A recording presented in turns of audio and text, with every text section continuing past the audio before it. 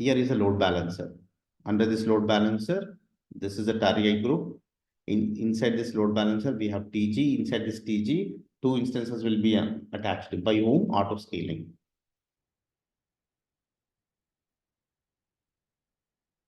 We mentioned scaling policy, group size scaling policies. Desired to maximum 10. Target tracking policy as required to maintain average CPU utilization at 75. If it is greater than, it will launch one. If it is less, add or remove. Less or more. Add, less means remove. Add means, more means add.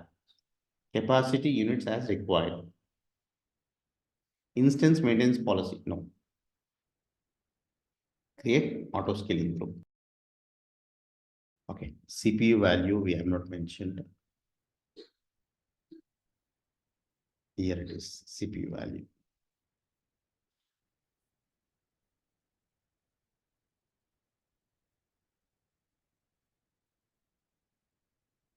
T2.micro.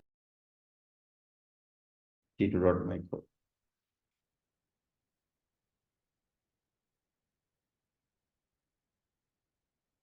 Instead of rather you specify individual CPU and RAM, you are just specifying instance type. Instance types.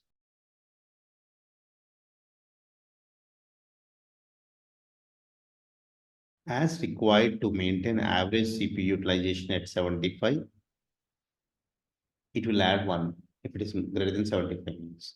Less means if it is already added, remove capacity units as required. What is the cool warm-up period? 300 seconds means 5 minutes. Now it's time to go to EC2 dashboard and see EC2 dashboard.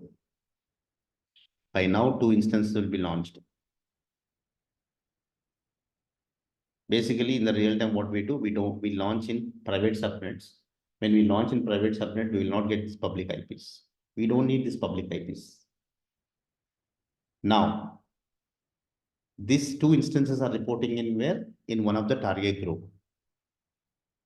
Under this target group, these 2 instances are reporting under this target group. Let's see. You see, 2 instances are reporting here. They are healthy. And this target group is reporting under where? Under this load balancer. Under ALB demo load balancer, we have a listener. Inside the listener is a target group. Inside the target group, 2 targets. Those targets were provisioned by auto scaling. Now, this load balancer is being called where?